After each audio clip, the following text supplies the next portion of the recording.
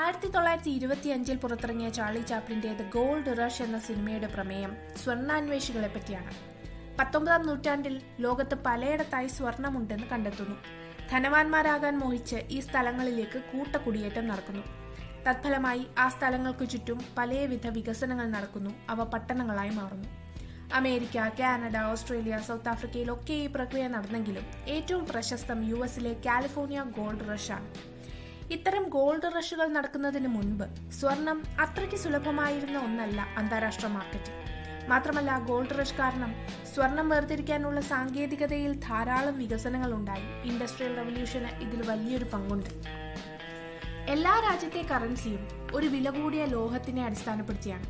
അതായത്, നമ്മുടെ reserve bank പുതിയ നോട്ട് ഇറക്കുമ്പോൾ തത്തുല്യ മൂല്യമുള്ള സ്വർണം മാറ്റിവെക്കും.